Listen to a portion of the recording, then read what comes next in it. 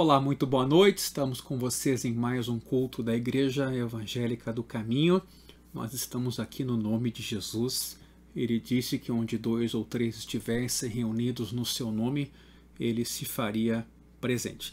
E ainda que virtualmente estejamos próximos, fisicamente distantes, pela palavra de Jesus, pelo poder do Espírito Santo, a igreja em torno de Jesus é uma só. Eu queria começar esse culto fazendo a leitura de um texto muito importante, através do qual Deus falou comigo nessa noite, que é a carta de Paulo a Timóteo, a segunda carta, no capítulo 1, quando Paulo escreve assim: Dou graças a Deus, a quem desde os meus antepassados sirvo com a consciência limpa. Porque sem cessar lembro de você nas minhas orações, noite e dia. Lembro das suas lágrimas e estou ansioso por ver você, para que eu transborde de alegria. Lembro da sua fé sem fingimento, a mesma que primeiramente habitou em sua avó Loide e em sua mãe Eunice, e estou certo de que habita também em você. Por esta razão, venho lembrar-lhe que reavive o dom de Deus que há em você pela imposição das minhas mãos. Porque Deus não nos deu espírito de covardia, mas de poder, de amor e de moderação. Portanto, não se envergonhe do testemunho de nosso Senhor, nem do seu prisioneiro, que sou eu.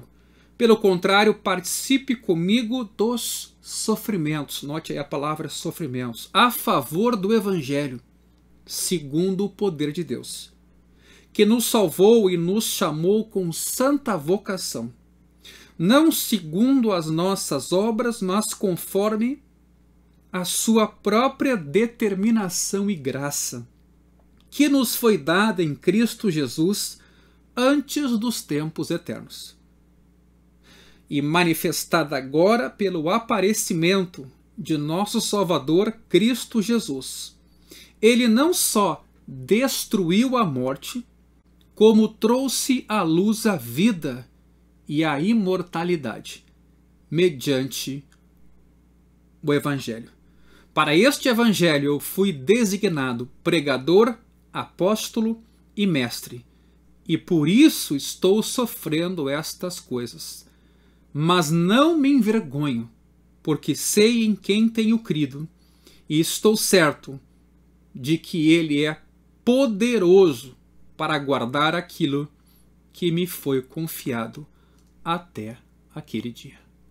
Que palavra encorajadora para tempos difíceis, no caso aqui, um tempo delicado na vida de Timóteo, um tempo talvez de certa instabilidade, dúvidas, medo, sensação de incapacidade, e vem lá seu pai espiritual, Paulo, e lhe encoraja a que se recorde da vocação de Timóteo, da consagração ao ministério, do poder de Deus que moveu Timóteo para o exercício da sua missão. E como hoje também precisamos nos relembrar, recordar da nossa vocação, do que Deus fez em nossa vida e do poder que nos acompanha através do Espírito Santo para lidarmos com todo e qualquer desafio. E essa palavra aqui mexe conosco, né? Ou seja, Jesus destruiu a morte, trouxe à luz a vida e a imortalidade. Tudo isso mediante o Evangelho. Então, meu irmão, minha irmã, eu quero te convidar a orar nesse momento, reunindo a sua família, né? Se assentando agora nesse tempo tão precioso de culto a Deus, de louvor ao seu nome, de audição da palavra, de acolhimento da palavra no coração. Porque sim, o poder de Deus, ele está na sua palavra. E não está contido, está liberado para transformar, para consolar, para salvar, para curar, para tudo aquilo que Deus intentar. E é nesse sentido que eu queria convidar você a orar junto comigo. em nome de Jesus. Pai, muito obrigado por esse momento. Ele é um momento teu, onde a tua palavra vai ser pregada, onde o teu espírito vai ser derramado, onde o teu amor vai ser compartilhado. Aviva a vida dos meus irmãos nesse momento. Glorifica o teu nome durante a pregação da tua palavra.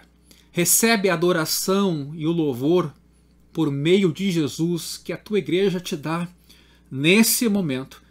E ao mesmo tempo confiamos na tua provisão. Confiamos de que podes cuidar do nosso depósito. Confiamos na imortalidade por meio do Evangelho, aquele que venceu a morte e trouxe à luz a imortalidade. Abençoa agora a vida de cada um dos meus irmãos e que em todas as coisas e nesse momento teu nome seja glorificado. Por meio de Jesus oramos. Amém. Nós vamos a algumas canções e a gente já volta com vocês.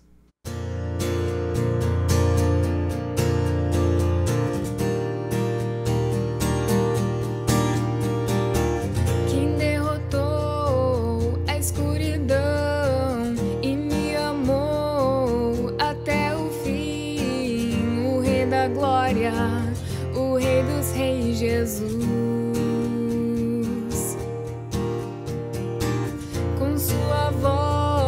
Sacode a terra em sua presença, não há palavras. O Rei da Glória, o Rei dos Reis, Jesus. Maravilhosa graça, seu infinito amor tomou meu lugar, a minha cruz levou, sua vida entregou para me resgatar. Pra sempre eu canto o que ele fez por mim.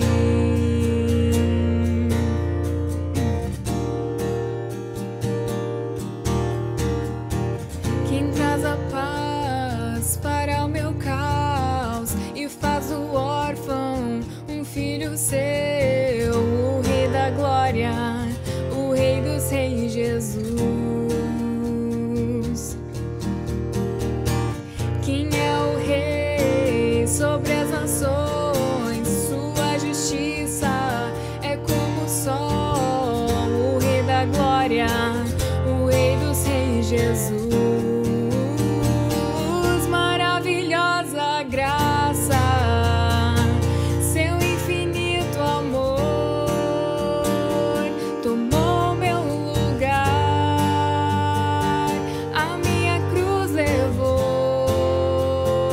sua vida entregou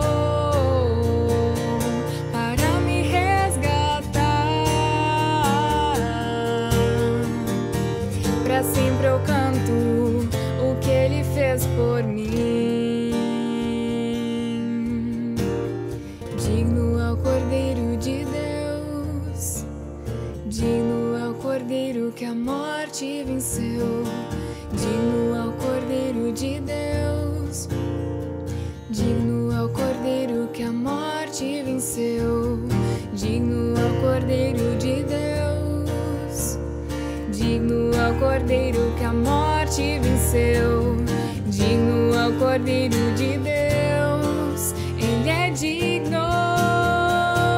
Maravilhosa graça, seu infinito amor tomou meu lugar, a minha cruz levou, sua vida entregou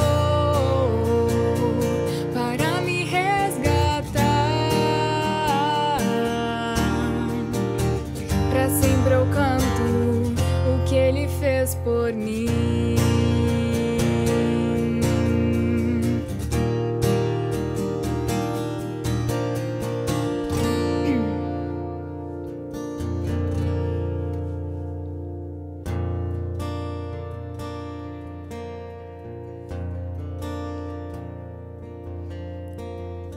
Do início temos a palavra, com Pai o Altíssimo,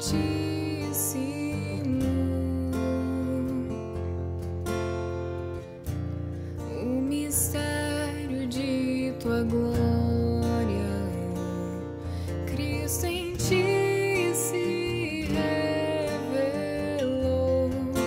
Ó, quão lindo esse nome é, ó, quão lindo esse nome é, o nome de Jesus, meu Rei. Ó, quão lindo esse nome é, maior que tudo ele é. Ó, quão lindo esse nome é, nome de Jesus.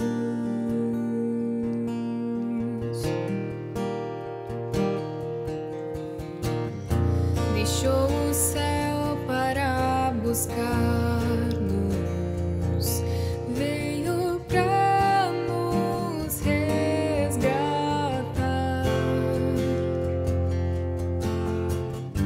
Amor maior que o meu pecado, nada vai nos separar. Ó, quão maravilhoso é, ó, quão maravilhoso é o nome de Jesus, meu Rei. Ó, quão maravilhoso é, maior que tudo ele é. Ó, quão maravilhoso é o nome de Jesus.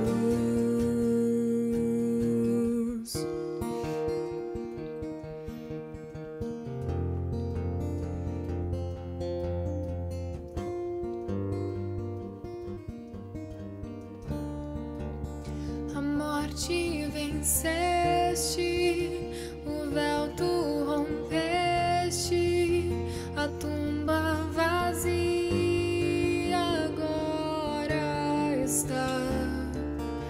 O céu te adora, proclama tua glória, pois ressuscitaste, vivo está.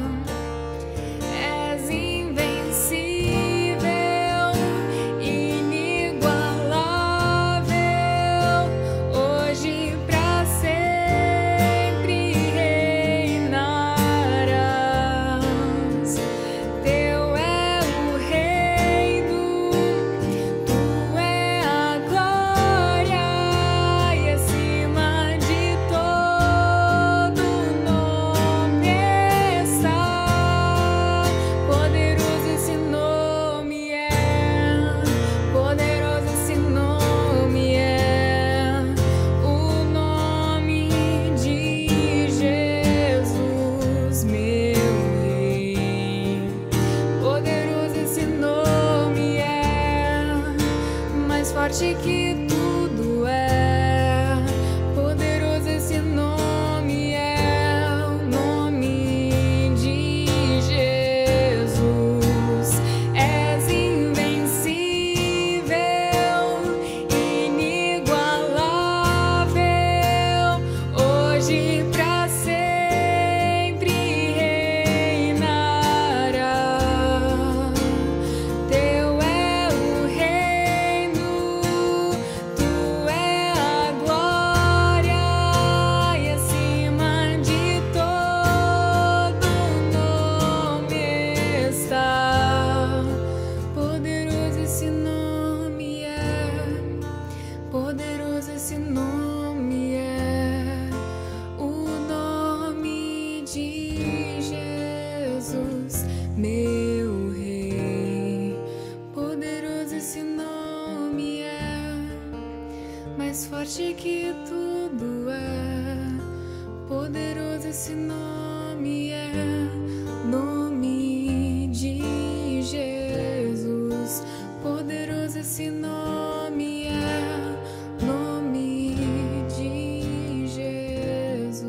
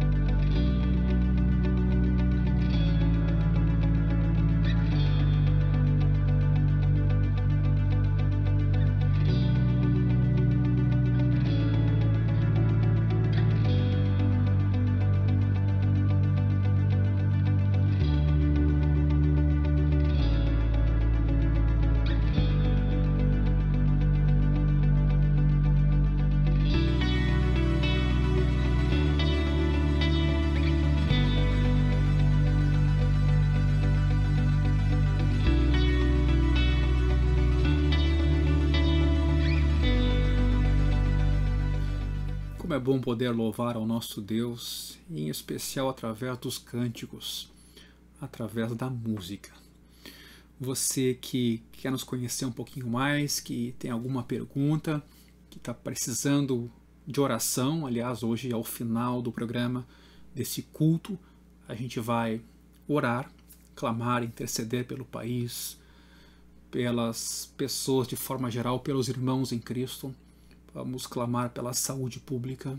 Então, você que tem algum pedido em especial, mande para a gente pelo nosso WhatsApp, que também é um número que funciona como telefone ao longo da semana no horário comercial.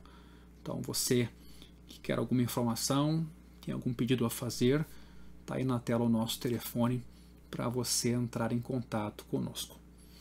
Claro, nós estamos agora no YouTube e no Facebook, mas a gente também tem o nosso Instagram, onde você pode seguidamente acessar frases nossas, textos, imagens e até vídeos do que vem acontecendo na Igreja do Caminho. Por enquanto estamos com as atividades suspensas, congregamos ainda ali na Sojipa, no salão principal, mas aguardando uma melhoria no cenário dessa pandemia global, mas mais gravemente aqui no país, que vem nos assolando. Então, assim que possível, informaremos a vocês essas novidades. Nessa semana, a Igreja do Caminho tem os seus grupos de crescimento. Na segunda e na quinta-feira, temos vários grupos em Porto Alegre, Canoas, Cachoeirinha e outras regiões. Então, você que ainda não participa dos nossos grupos, é importante que você saiba que nós nos entendemos uma igreja comunitária, não só uma igreja virtual ou uma igreja de pregações, é uma igreja que vive a fé, vive a família como uma expressão importante do ser igreja. Aliás, hoje pela manhã estivemos participando de diversas formas de uma entrega de alimento para moradores de rua. E a Igreja do Caminho tem se somado a esse projeto, encabeçado por um irmão muito querido, e nós o que temos podido fazer, queremos fazer. Ser uma igreja relevante, mesmo numa pandemia, queremos poder servir e ajudar a nossa comunidade. Então, nos acompanhe, inclusive pelas nossas mídias, e se quiser, siga também nossas mídias, inclusive o Instagram, e acesse o nosso site, igrejaevangelicadocaminho.com.br, onde ali também você tem acesso à nossa confissão de fé. Eu queria convidar você a ler comigo hoje o texto de 2 Coríntios capítulo 4. Eu quero continuar nessa temática do sofrimento e como lidamos com o sofrimento, ou se há algum propósito no sofrimento. Tema esse que foi começado na semana passada e que será continuado em outras pregações nos próximos domingos. Até porque é um tema complexo, mas a gente quer ver o que a Escritura nos pode dizer nesse sentido, até porque estamos vivenciando muito sofrimento. Não só pela perda de queridos, mas pela dor de vermos queridos, amigos, colegas vivenciando uma internação ou uma intubação, o que é mais delicado ainda. Então, esse momento nos deve levar a uma reflexão sobre a vida e sobre o sofrimento a partir da Escritura. Segunda carta de Paulo aos Coríntios, lá no capítulo 4, versículos 16 a 18, Paulo escreve assim: por isso não desanimamos. Pelo contrário, mesmo que o nosso ser exterior se desgaste, o nosso ser interior se renova dia a dia. Porque a nossa leve e momentânea tribulação produz para nós um eterno peso de glória, acima de toda comparação, na medida em que não olhamos para as coisas que se veem, mas para as que não se veem. Porque as coisas que se veem são temporais, mas as que não se veem são eternas. Eu queria aproveitar essa noite de hoje para juntos pensarmos, refletirmos e caminharmos pela Bíblia, em especial no Novo Testamento, para entendermos um pouquinho melhor esse tema tão delicado que é o tema do sofrimento. Mas eu quero começar hoje contando uma história bíblica e que nos é familiar e pensando no que essa história pode ter a ver com sofrimento. Mateus capítulo 14, versículos 1 a 12, essa história é a história de Herodes, João Batista, e é uma história até de certa forma chocante, tendo em vista o desfecho que ela tem quando sabemos João Batista acaba sendo decapitado. Mateus 14 diz: por aquele tempo o tetrarca Herodes, aqui Herodes Antipas, filho de Herodes o Grande, soube da fama de Jesus e disse aos que o serviam: esse é João Batista, ele ressuscitou dos mortos e por isso forças miraculosas operam nele. João Batista aqui supostamente teria ressuscitado para Herodes, porque a partir do ministério de Jesus havia uma certa identidade entre os dois. Então Herodes, que matou João Batista, a gente já vai ver aqui, vai se sentir talvez culpado ou temeroso por algum tipo de volta do espírito de João Batista, né? Porque Herodes, havendo prendido João, o amarrou e pôs na prisão por causa de Herodias, mulher do seu irmão Filipe. Pois João lhe dizia: você não tem o direito de viver com ela. Embora Herodes quisesse matá-lo, tinha medo do povo, porque consideravam João como profeta. Mas quando chegou o dia do aniversário de Herodes, a filha de Herodias dançou diante de todos e agradou a Herodes. Este prometeu com juramento dar-lhe o que ela pedisse. Então ela, instigada por sua mãe, disse: dê-me aqui, num prato, a cabeça de João Batista. O rei ficou triste, mas, por causa do juramento e dos que estavam com ele à mesa, ordenou que o pedido fosse atendido. Assim deu ordens para que João fosse decapitado na prisão. A cabeça foi trazida num prato e dada à jovem, que a levou à sua mãe. Então vieram os discípulos de João, levaram o corpo e o sepultaram. Depois foram e anunciaram isso a Jesus. É uma cena chocante.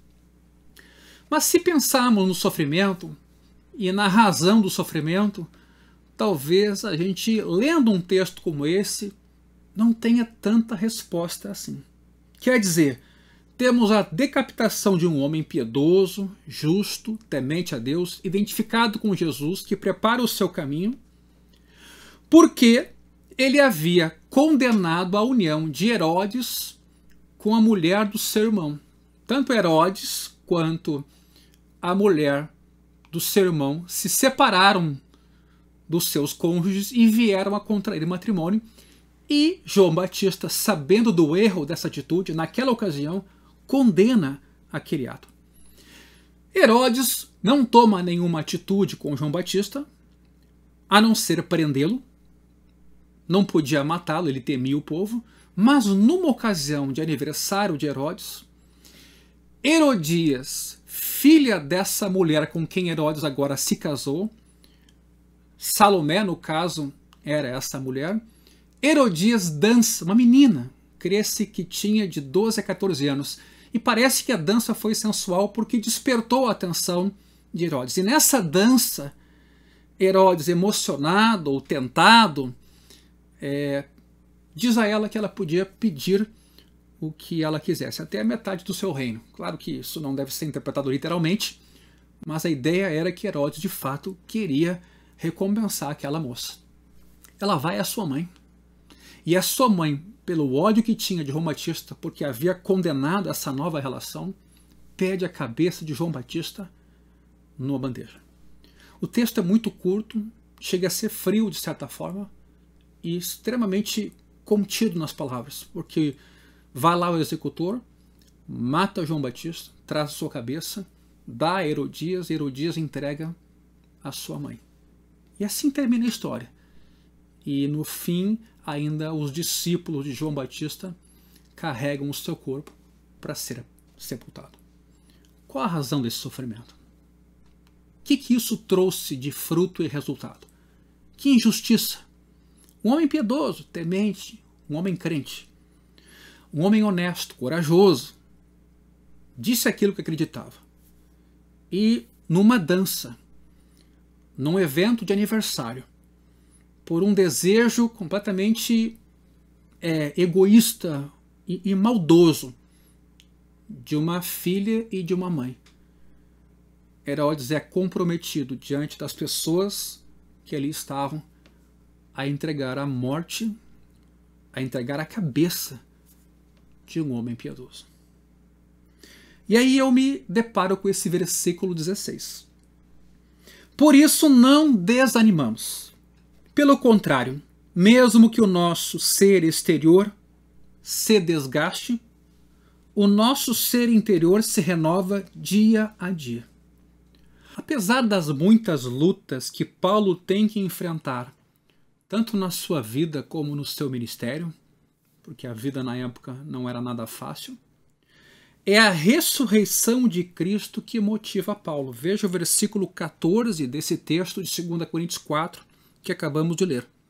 Sabendo que aquele que ressuscitou o Senhor Jesus também nos ressuscitará com Jesus e nos apresentará juntamente com vocês. Então, a falta de desânimo ou o ânimo que Paulo tem, muito está baseado nessa ressurreição de Cristo e no compartilhamento dessa ressurreição com os crentes, e aqui no caso com Paulo.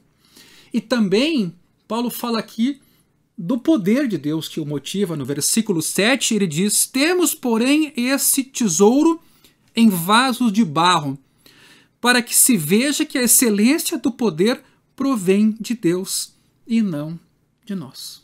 Então, tanto a ressurreição como o poder de Deus motivam Paulo para que ele não fique desanimado. E tudo isso ainda leva à glorificação de Deus. Veja o versículo 15. Porque tudo isso é para o bem de vocês, para que a graça, multiplicando-se, torne abundantes as ações de graças por meio de muitos para a glória de Deus.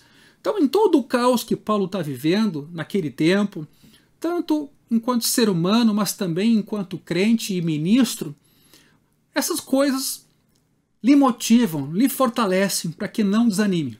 A ressurreição de Cristo, da qual ele pode compartilhar, o poder de Deus, sendo Paulo um vasinho de barro, né? E tudo isso servia para Deus ser glorificado. Por isso não desanimamos. Que não são palavras vazias de Paulo, ditas assim superficialmente, de qualquer jeito. Paulo sabia o que estava falando. E veja, nesse documento de 2 Coríntios, no primeiro capítulo, versículo 8, isso ainda fica mais claro para a gente. 2 Coríntios 1, versículo 8 em diante. Porque não queremos, irmãos, que vocês fiquem sem saber que tipo de tribulação nos sobreveio na província da Ásia. Foi algo acima das nossas forças, a ponto de perdermos a esperança até da própria vida. De fato, tivemos em nós mesmos a sentença de morte, para que não confiássemos em nós mesmos, e sim no Deus que ressuscita os mortos. Veja bem aqui o tema da ressurreição. O qual nos livrou e ainda livrará de tão grande morte.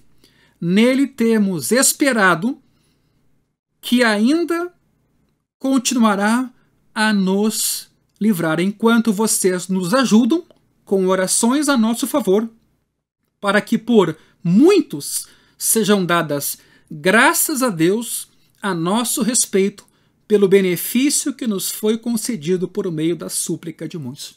E de novo o tema da glória de Deus aqui está evidenciado por Paulo. Quer dizer, ele experimenta o poder, experimenta o livramento, o poder da ressurreição de Jesus, é livre da morte, mas isso é para a glória de Deus. Então Paulo tem uma noção maior do que terrena do plano de Deus, como um plano superior que também envolve o terreno, mas que dá a ele uma outra dimensão. Ora, meus irmãos, Paulo então sabe o que é o sofrimento. Ele não está negando e nem desprezando e nem sendo superficial. Ele foi açoitado com varas, foi jogado na prisão e teve as pernas presas num tronco. E mesmo assim orava e cantava louvores a Deus em Atos capítulo 16. Paulo e Silas. Em outra ocasião, quando uma tempestade fez todos desistirem e se desesperarem, achando que não havia mais salvamento, Paulo disse que todos fossem corajosos em Atos 27. Por quê? Porque havia esperança para todos. Eles seriam livres da morte. Aqui agora, nesse texto que estamos lendo, mais uma vez ele diz, não desanimamos. E eu preciso voltar no versículo 1 desse capítulo 4, porque aqui também Paulo diz a mesma coisa. 2 Coríntios capítulo 4, por isso, tendo este ministério, segundo a misericórdia que nos foi dada, não desanimamos. Agora veja bem que esse ânimo ou não desânimo é resultado do que Deus fez na vida de Paulo, do que Deus fez no mundo através do Evangelho, através de Cristo, pelo poder da ressurreição e pelo poder de Deus. Embora o ser exterior de Paulo, nesse versículo 16 que acabamos de ler, se apresente enfraquecido pelos sofrimentos, ele não é imune a isso, ele sofre com isso. O interior de Paulo, isso chama atenção, está renovado, está forte, está animado. Daí a razão de ele dizer, não desanimem. Paulo não está aqui sustentando uma ideia de alma imortal, como Platão sustentava. Como dizendo assim, bom, esse corpo aqui pode sofrer, pode morrer, mas a minha alma é eterna, a minha alma é imortal. Não, Paulo cria que o ser humano era uma unidade, era um todo integrado. Como lá no Gênesis a gente vê, Deus soprou no pó da terra, o fôlego da vida, e o ser humano passou a ser alma vivente. Um ser humano, o sentido ali é uma pessoa integrada, criação de Deus. Os judeus sempre consideraram corpo e alma como um ser só, unido. E mesmo quando usaram esses termos separadamente, geralmente queriam se referir à pessoa toda, na sua totalidade. Nesse sentido, a separação entre corpo e alma pela morte não é coisa natural. E é por isso que os cristãos, quando falam da ressurreição, falam de uma ressurreição plena, de nós por inteiro, um novo corpo, agora livres da morte, não uma alma que vai para o céu e o corpo, digamos assim, não sofre a ressurreição, não, seremos ressurretos dentre os mortos plenamente, integralmente. Agora veja esse versículo 16. Exterior e interior são expressões que também têm aqui um sentido um pouco mais profundo. O sentido de velho eu, ou velha natureza, e novo eu, ou nova natureza. Mesmo que na nova tradução da linguagem de hoje, esses termos aqui sejam traduzidos por corpo e espírito. Vejam esse versículo 16. Ser exterior e ser interior. Na NTLH, vemos corpo e espírito. Mas há um sentido um pouco mais profundo do que separar corpo e espírito aqui. O ser exterior, na verdade, essa velha natureza pecaminosa, está exposto a tentações, perigos e degeneração. Mas o ser interior é renovado pela comunhão com Cristo e o Espírito Santo. É a nova vida que nós recebemos. A conversão de Paulo na estrada para Damasco, meus irmãos, marcou o início do seu novo eu. Romanos 6,6 diz que a nossa velha natureza foi crucificada com Cristo, para que o corpo do pecado seja destruído e não sejamos mais escravos do pecado. Em Romanos 7,22, Paulo também escreve que, segundo o homem interior, tem o prazer na lei de Deus. Essa nova vida de Cristo em Paulo lhe leva a ter prazer. Em Efésios 3,16, Paulo ora para que Deus conceda aos crentes que sejam fortalecidos com poder mediante o seu Espírito no íntimo de cada um, ou numa outra tradução, no homem interior. Ou seja, meus irmãos, Paulo foi fortalecido para os seus desafios por meio do seu interior, que é cheio de Cristo, em oposição à sua velha natureza, corrompida pelo pecado. Há uma transformação na vida do crente que recebeu essa vida de Cristo em si, transformação essa que está em curso e que será plena e perfeita no dia em que Jesus nos transformar plenamente. Mas isso já está em curso, já está acontecendo. É algo progressivo. Veja comigo alguns textos importantes, 2 em especial quanto a esse assunto. Efésios 4, versículos 22 a 24. Preste atenção nesse texto. Quanto à maneira antiga de viver, vocês foram instruídos a deixar de lado a velha natureza, que se corrompe, que degenera, segundo desejos enganosos. Essa natureza está comprometida.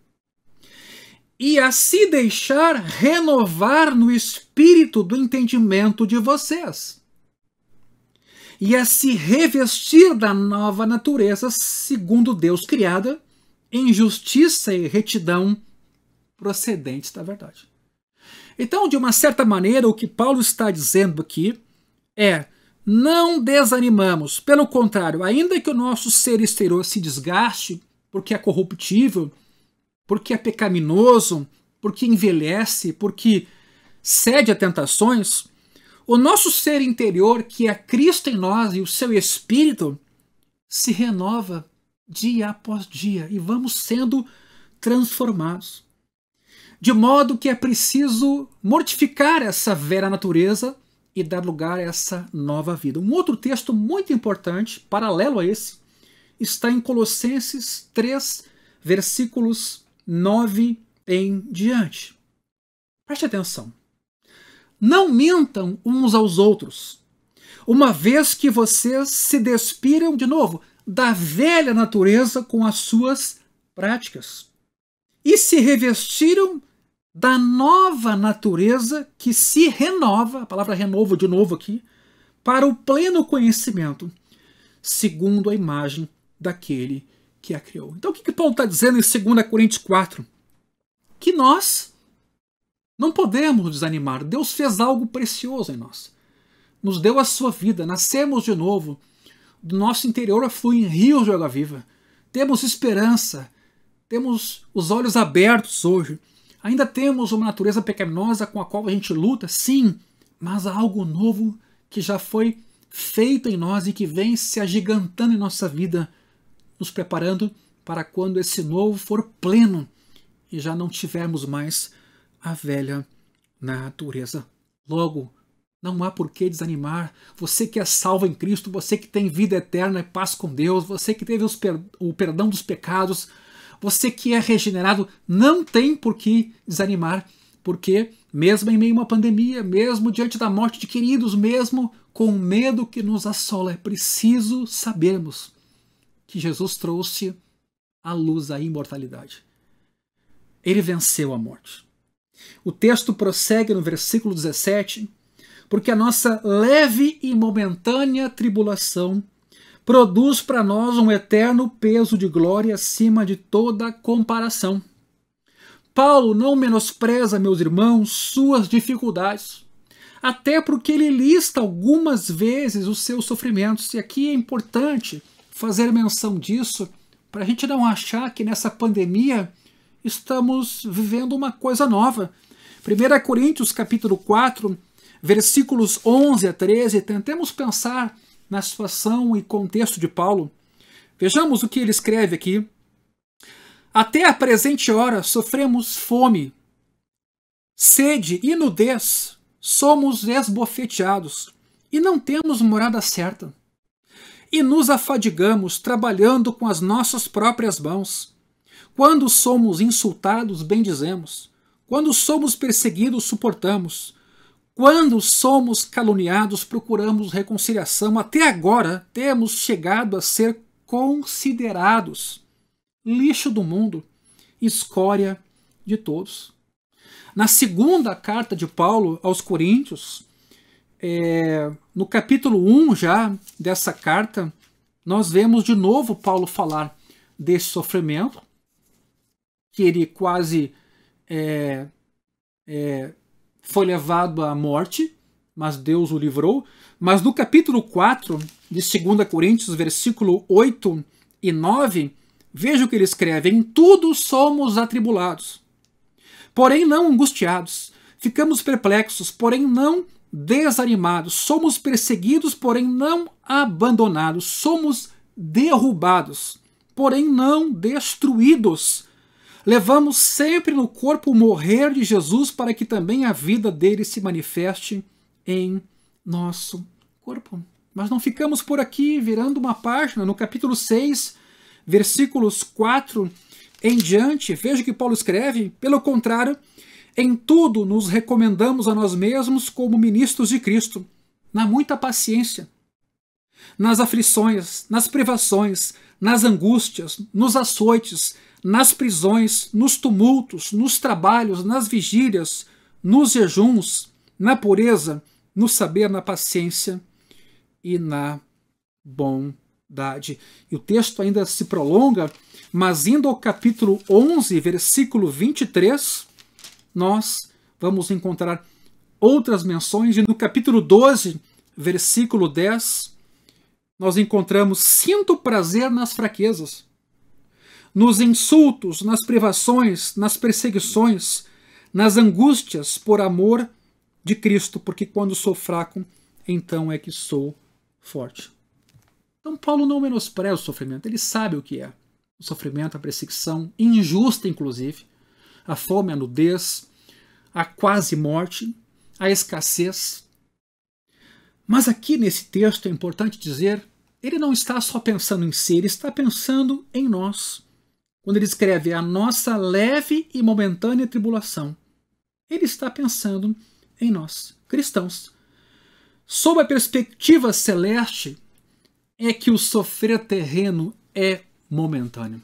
De novo, ele não está menosprezando que o sofrimento é algo que de fato nos traz pesar, nos afeta. Ele não é indiferente a isso, mas ele tem uma perspectiva daquilo que é maior. Então, tendo a perspectiva celestial, da vida eterna, da grande herança que os crentes terão, o sofrer, que é terreno, é momentâneo. 1 Pedro 1,6, Pedro escreve assim: nisso vocês exultam, e embora no presente, por breve tempo, se necessário, sejam contristados por várias provações, para que, uma vez confirmado o valor da fé que vocês têm, muito mais preciosa do que o ouro perecível, mesmo apurado pelo fogo, resulte em louvor, glória e honra na revelação de Jesus Cristo. Aqui, por exemplo, nós vemos um propósito para o sofrimento: exaltar a fé como um valor inigualável. Uma vez confirmado o valor da fé, muito mais preciosa do que o ouro, que isso resulte em louvor, glória e honra na revelação de Jesus Cristo. Então veja, essa é a situação do apóstolo Paulo. E nessa mesma carta de Pedro, no capítulo 5, versículo 10, Pedro escreve: e o Deus de toda graça, que em Cristo nos chamou à sua eterna glória, depois de vocês terem sofrido por um pouco, ele mesmo irá aperfeiçoar, firmar, fortificar e fundamentar vocês. Então é por isso que nesse texto de 2 Coríntios 4,17, Paulo fala de uma leve e momentânea tribulação. É claro que Paulo não está dizendo que o apedrejamento que ele sofreu em Listra foi insignificante, em Atos 14. Claro que não. A questão é relacionar o temporário com o eterno, o insignificante com aquilo que é significativo, a aflição diante da glória. Não podemos dizer, meus irmãos, que a aflição em si mereça a glória, porque nesse caso nós iríamos em busca da aflição para ter a glória. Intencionalmente buscaríamos o sofrimento. Mas é Deus quem permite a aflição do crente e por meio dela Deus produz eterna glória para esse crente. Veja Romanos 8,17. Somos coerdeiros com Cristo se com ele sofremos, para que também com ele sejamos glorificados. Essa palavra é incrível de 2 Coríntios 4, versículo 17. Deus permite a aflição do crente e por meio dela produz eterna glória para o mesmo crente. Paulo fortalecia em outro lugar o ânimo dos discípulos. Isso está em Atos 14, 22. Exortando-os a permanecerem firmes na fé e mostrando que através de muitas tribulações nos importa entrar no reino de Deus. Como é que Paulo animava os discípulos, fortalecendo-os, animando-os a ficarem firmes e mostrando que, através de muitas tribulações, nos importa entrar no reino de Deus. Aqui é uma expressão muito bela, peso de glória. Essa palavra no hebraico seria kabod, que significa tanto peso como glória. Mas no Novo Testamento é baros que é usada, é uma palavra grega, que também tem o sentido de peso ou plenitude. Ou seja, a ideia aqui é de uma glória tão grande que é imensurável. E aí não tem como a gente esquecer Romanos 8,18. Os sofrimentos do tempo presente não podem ser comparados com a glória a ser revelada em nós. Meus irmãos, é claro que a igreja tem uma missão aqui no mundo. Luz do mundo, sal da terra. É claro que há muito que possamos ainda e podemos fazer. Mas é impossível ter esperança sem ter esperança na ressurreição. É impossível olhar para o horizonte sem ter o olhar para o céu, na vertical. É impossível. E seremos os mais infelizes da terra se a vida se reduzisse a esse plano apenas. É interessante essa noção de peso de glória, porque no capítulo 3 de 2 Coríntios, Paulo vai lidar com esse assunto falando da lei. E aqui não tem como a gente deixar de ler 2 Coríntios 3, 7, se você puder me acompanhar, tem a ver com peso, com valor de glória. Esse texto diz assim: se o ministério da morte, da lei de Moisés, gravado com letras em pedra, se revestiu de glória, a ponto de os filhos de Israel não poderem fixar os olhos na face de Moisés por causa da glória do seu rosto, ainda que fosse uma glória que estava desaparecendo para dar lugar à graça, o ministério do Espírito, como não será de maior glória o ministério do Espírito? Porque se o ministério da condenação teve glória, o de Moisés, da lei, em muito maior proporção será glorioso o ministério da justiça, pois neste particular o que era glorioso já não tem mais glória diante da glória atual, que é muito maior. Porque se o que estava desaparecendo teve a sua glória, muito mais glória tem o que é permanente. Meus irmãos, é claro que a gente está num tempo difícil, dolorido, pessimista, por que não dizer? Está todo mundo assustado, sem segurança. Autoridades de saúde também estão perdidas, faltando insumos, faltando leitos, faltando saúde até nos profissionais para lidarem com os adoentados. É claro que isso tudo é verdadeiro e ninguém está aqui desprezando e nem sendo insensível. Mas graças a Deus por meio de Jesus que a nossa vida não se resume a este plano, a este período terreno e temporário, dolorido e que machuca todos nós. Um outro texto de Pedro nos diz assim, na sua carta, 1, capítulo 4, versículo 13, alegrem-se na medida em que são coparticipantes do sofrimento de Cristo. Sim, se eventualmente a igreja tinha uma outra ideia sobre vida próspera, de imunidade, de não sofrimento, de só vitória, enriquecimento e saúde plena, bom, aí você deve estar numa crise, meu irmão. Mas se a tua visão é bíblica, o sofrimento é o sofrimento de Cristo e nós só somos discípulos dele, seguindo os seus passos. Coparticipantes. Se com ele sofremos, com ele seremos glorificados. E aqui Pedro diz, alegrem-se na medida em que são coparticipantes dos sofrimentos de Cristo, para que também na revelação de sua glória vocês se alegrem exultando. E não me entenda aqui como alguém pessimista ou sendo reducionista, quer dizer, então pastor, a gente tem que esperar o céu? Não, a gente tem que fazer o que puder aqui, mas com o nosso coração no céu.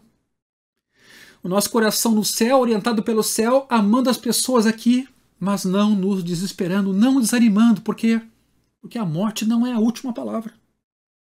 Veja o que o texto diz no versículo 18. Na medida em que não olhamos para as coisas que se veem, mas para as que não se veem. Porque as coisas que se veem são temporais, mas as que não se veem são eternas. Veja como o nosso foco e o nosso coração são importantes. Jesus disse sobre tudo que se deve guardar, guarda o teu coração. Aliás, Provérbios diz, mas Jesus disse que onde está o teu tesouro, ali estará o teu coração. É preciso olhar para o céu, meus irmãos. Paulo escreveu aos Colossenses, no capítulo 3, portanto, se vocês foram ressuscitados juntamente com Cristo, busquem as coisas lá do alto, onde Cristo vive assentado à direita de Deus, pensem nas coisas lá do alto e não nas que são aqui da terra. De novo, é claro que o crente vive uma espécie de tensão entre o seu papel aqui e a sua esperança na vida por vir. E é exatamente nessa tensão que a gente vive. Nem podemos dizer que ser cristão é entender agora a vida como plenamente vivida, no sentido humanista da palavra, e nem podemos ser aquele cristão pessimista ou passivo que só espera o céu. Não, nós aqui servimos a Deus, amamos as pessoas, pregamos o Evangelho, nos orientamos a servir o próximo, mas a nossa esperança está em Jesus. Paulo não diferencia o material do espiritual, é importante dizer isso. Não é isso que está em questão. Ele diferencia o terreno do celestial e o que é temporal daquilo que é eterno. É diferente de a gente começar agora a ir contra o corpo ou contra a matéria. Não é disso que se está falando aqui. Ao contrário, são os limites do que é terreno que Paulo nos chama a atenção, e também para a falta de limites para aquilo que é eterno. Veja Romanos 8, versículos 24 e 25, e eu estou citando vários textos, porque de fato a Escritura é rica nesse particular, porque na esperança fomos salvos. Nós já falamos sobre isso domingo passado. Porque na esperança fomos salvos. Esperança que se vê não é esperança, pois quem espera o que está vendo? Mas se esperamos o que não vemos, com paciência o aguardamos. Então, esse é o nosso tempo, esse é o nosso desafio. As coisas invisíveis são aquelas de que nos apropriamos pela fé em Deus, meus irmãos. E aqui eu lembro de um outro texto do escritor aos Hebreus, capítulo 11, versículo 13, falando dos heróis da fé. Ele diz lá, todos estes morreram na fé. Não obtiveram as promessas, mas viram-nas de longe e se alegraram com elas. Olharam para elas, confessando que eram estrangeiros e peregrinos na terra. Não há como tirar os olhos e o coração do céu. Por outro lado, também Deus não pediu, através da oração de Jesus, que saíssemos do mundo, mas que fôssemos guardados no mundo e servíssemos as pessoas. Hebreus ainda, no capítulo 12, falando da oferta da nossa vida a Deus, diz no versículo 2, olhando firmemente para o autor e consumador da fé, Jesus, o qual, em troca da alegria que lhe estava proposta, suportou a cruz, sem se importar com a vergonha, e agora está sentado à direita do trono de Deus. Portanto, pensem naquele que suportou tamanha oposição dos pecadores contra si mesmo, para que vocês não se cansem nem desanimem. Claro que aqui estamos falando de perseguição direta, mas de uma certa maneira o pecado em si é uma perseguição direta a Deus, sua santidade e seu plano. Não dá para pensar em perseguição só naquilo que não cristãos, ou ateus, ou inimigos da cruz fazem. Na verdade, o pecado gerou uma inimizade da criação e da vida humana com Deus. Neste sentido há uma inimizade. E é nesse sentido que Paulo aqui então nos pede, e o autor aos Hebreus também nos pede, para olharmos para Jesus, que suportou oposição, para que vocês não se cansem nem desanimem. E aqui cito mais um texto de Paulo aos Filipenses, capítulo 3, versículo 20, que diz o seguinte: pois a nossa pátria está nos céus, de onde também aguardamos o Salvador, o Senhor Jesus Cristo, o qual transformará o nosso corpo de humilhação para ser igual ao corpo da sua glória, segundo a eficácia do poder que ele tem até de subordinar a si todas as coisas. Hoje ao meio-dia eu estava ali olhando um vídeo de uma enfermeira tratando do irmão Lázaro, ex-componente da banda Olodum, que infelizmente veio a falecer. E estava lá essa enfermeira crente cantando enquanto lidava, manejava com aquele paciente, de olhos abertos ainda. É difícil enxergar isso, sabendo agora que ele veio a falecer. É duro.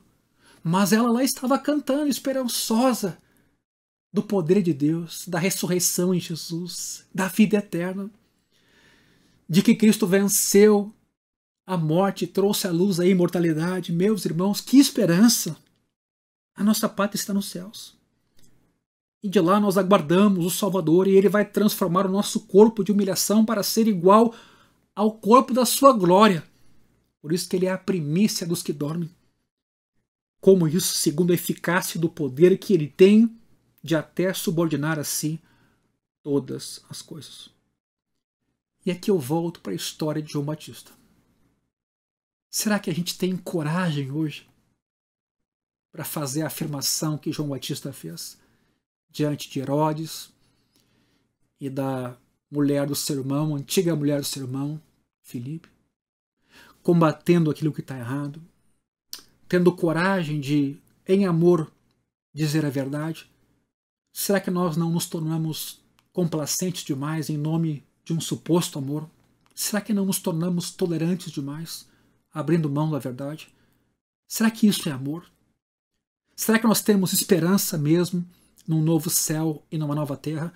Ou será que eventualmente isso para nós é uma coisa distante e a gente se amedronta com a possibilidade da morte, do adoecimento? Será que a gente imagina que vai resolver todos os problemas desse mundo e a nossa ideia de evangelho é só o nosso encontro com o necessitado, com o pobre, com o vulnerável? Será que a gente não tem a perspectiva daquele Cristo na sua divindade, que nos dará a vida eterna e paz com Deus plenas e para sempre? Paulo também escreveu a Timóteo: todos os que querem viver vida piedosa em Cristo serão perseguidos. Isso sempre me faz pensar: por que a igreja nem sempre tem sido perseguida? Por que nós, individualmente cristãos, nem sempre nos encontramos numa situação delicada como João Batista? Porque, eventualmente, até a igreja, às vezes, pode dar as mãos com o mundo ou com o inimigo. Lhe falta coragem, uma visão celestial. Lhe falta fé. Lhe falta a confiança no poder da ressurreição. Às vezes a obra da igreja está muito humanizada no sentido de toda a leitura do Evangelho é trazida para cá e para o agora. Perdemos de vista a perspectiva divina de Cristo, do poder da ressurreição e da nossa pátria celestial.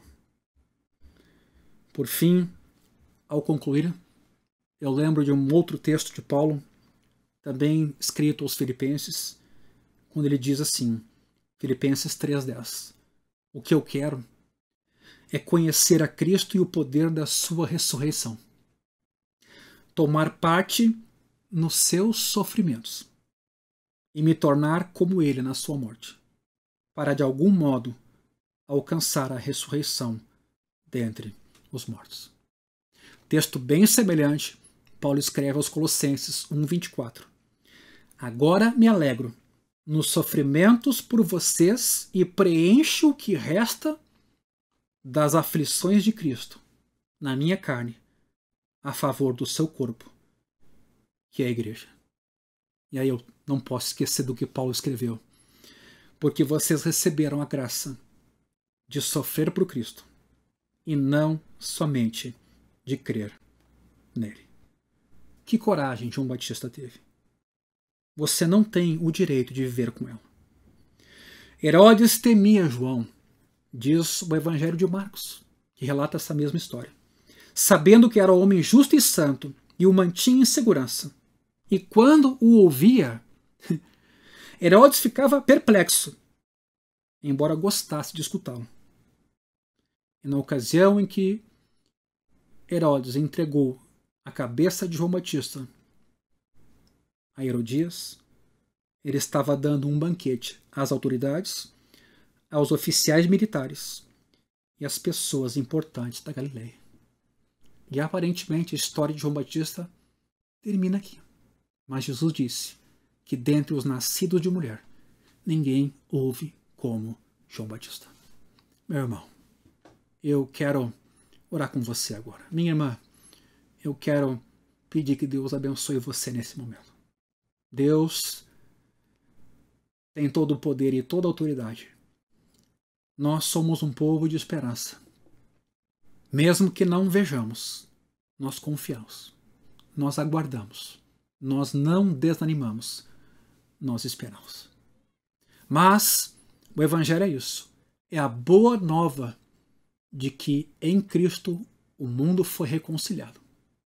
O poder da morte foi vencido. E nós, nesse particular, esperamos a transformação de tudo, do mundo, da criação e da vida humana. Para que aí sim, não tenhamos mais nenhum limite, nenhuma lágrima, nenhuma dor.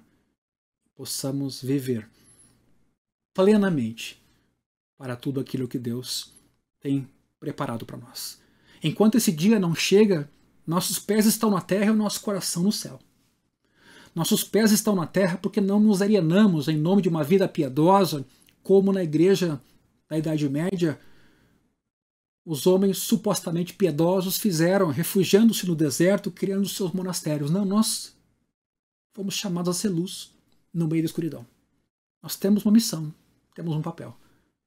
Mas, de novo, nosso coração está no céu. E esse é o desafio para nós crentes. Vivemos neste mundo sem sermos dele. Amamos as pessoas sem amarmos o sistema. Teremos tudo como se não tivéssemos nada. E como Paulo disse aos Filipenses, eu sei estar contente em qualquer situação. Rico ou pobre, com saúde ou sem, tudo posso em Cristo que me fortalece.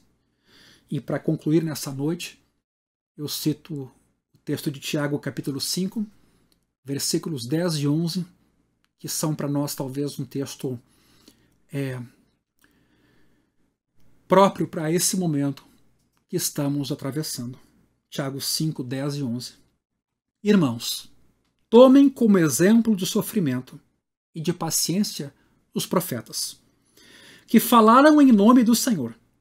Eis que consideramos felizes os que foram perseverantes.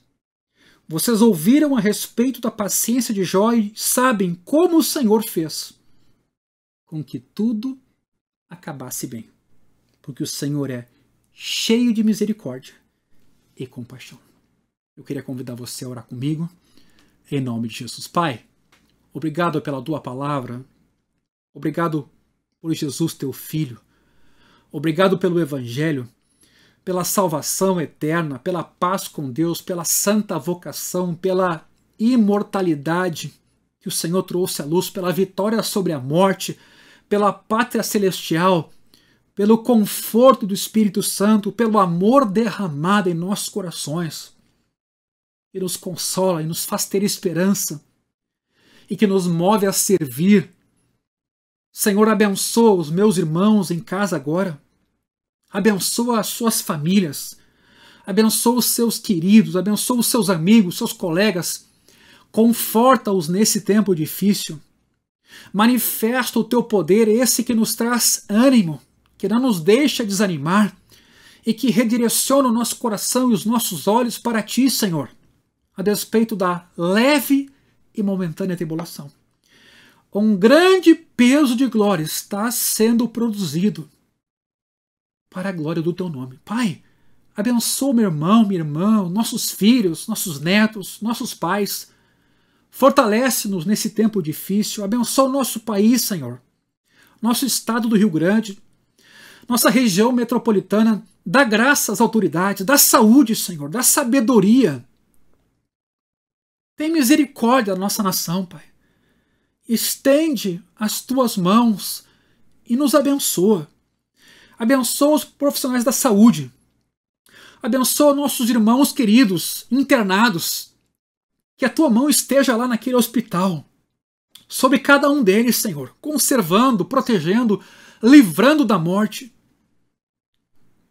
nos dando esperança que mesmo em face da morte, nós não veremos a morte. Sim, Senhor, abençoa cada um de nós. Que a tua palavra produza fortes raízes em nosso coração e que nos anime, nos nutra, nos alimente para vivermos mais essa semana. Mas que a tua boa mão, como essa palavra agora nos diz, faça com que tudo acabe bem. Porque o Senhor é cheio de misericórdia e de compaixão. E por isso nós te agradecemos por meio de Jesus, teu Filho. Amém. Meus irmãos, foi uma alegria ter estado com vocês. Se não deu para pegar tudo, volte, escute, assista de novo esse sermão. Anote os textos, leia esses textos. A palavra de Deus nos dá esperança, nos dá fé. Ele é fiel e cumprirá a sua promessa. Nessa semana, tanto amanhã como quinta, temos os nossos grupos de crescimento. Participe se você ainda não participa. Entre em contato conosco através do nosso WhatsApp. Se informe.